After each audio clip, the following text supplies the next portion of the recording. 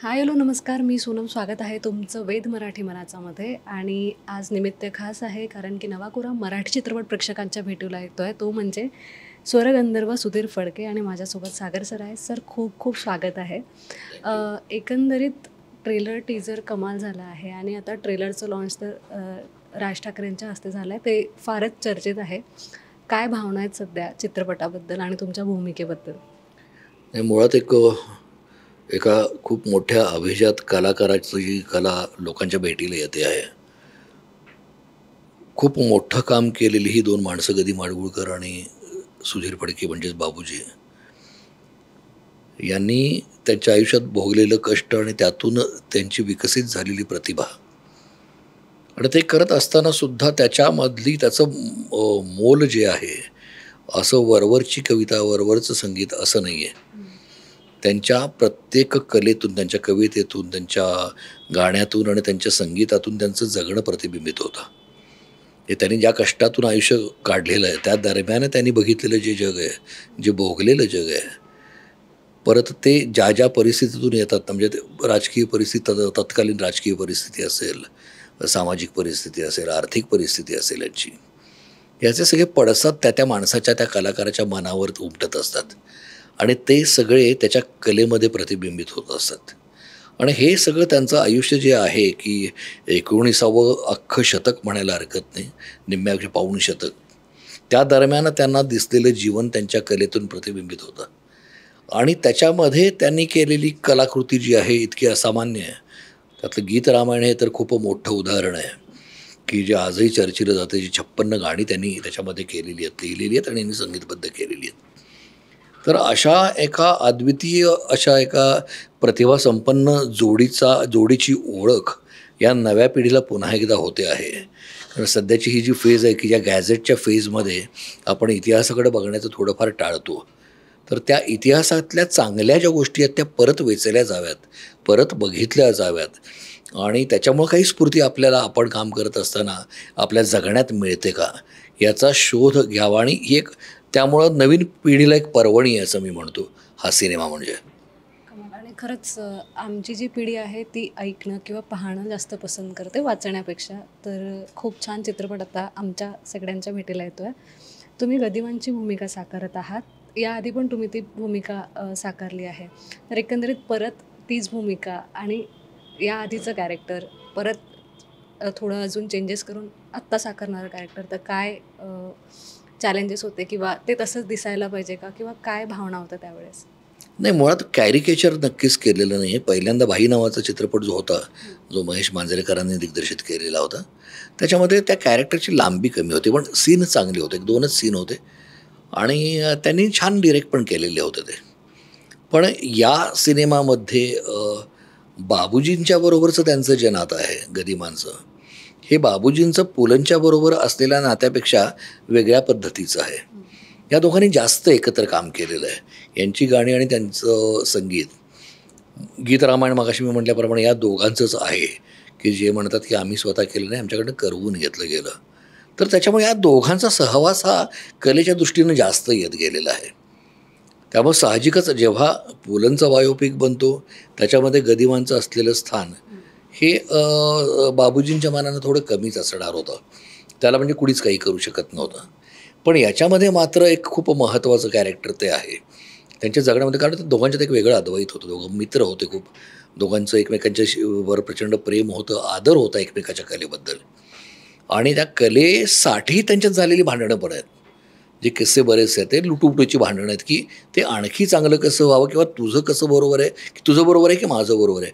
आणि शेवटी तेवढ्याच सच्च्या दिलाने त्यांनी ते मान्यही केलेलं आहे. जेव्हा आपल्याला कळतं की नाही, तू म्हणतोस ते बरोबर होतं, याची लाजही त्यांनी बाळगलेली नाही आहे कधी, की दुसऱ्याचं बरोबर म्हणत असताना. तर अशा या कॅरेक्टरचं म्हणजे त्याचं स्थान जे त्याच्यामध्ये आहे की त्यांना एक सुरुवात आहे, एक मध्य आहे आणि शेवट आहे त्या कॅरेक्टरला. आणि तो एक अविभाज्य घटक आहे बाबूजींच्या जगण्यामधला, कलेच्या क्षेत्रामधला. त्यामुळं नक्कीच एक मोठं कॅरेक्टर आहे. करताना एक वेगळा ग्राफ होता, तो अनुभवायला मिळाला. आणि आता बघूयात, त्यांची एवढी प्रतिभा तर माझ्याकडे नक्कीच नाही आहे, पण त्यांची प्रतिमा तरी वाटते का लोकांना याच्या प्रतीक्षेत आहे. एकंदरीत असं कुठलंच मराठी घरं नसेल जिथे बाबूजींची गाणी वाजली नाही आहे किंवा लहानपणी तुम्ही ऐकले किंवा मी ऐकले असेल, तर तुमच्या अशा कुठल्या आठवणी आहेत का जे तुम्ही प्रेक्षकांना सांगायची इच्छा असेल? बाबूजींना मी कधी बघितलं नव्हतं, पण मला असं आठवतं की मी शाळेत असताना ना तेव्हा गीत रामायण म्हणजे साधारण 77-78चा काळ असेल, जेव्हा नेमकी गदिमा गेले त्या दरम्यानचाच काळ तो होता. आणि मी MP मध्ये शिकायला होतो. माझ्या वडील बँकेत होते, बदली तिकडे झाले होते. आणि तेव्हा ते टेप रेकॉर्डर्स आले होते, कॅसेट्स असायच्या ना तेव्हा, आणि त्या रेकॉर्ड प्लेयर्स. तर त्याच्यावरती गीत रामायण, टी व्ही तर नव्हताच तेव्हा. टी व्ही म्हणजे खूपच उशीर आला.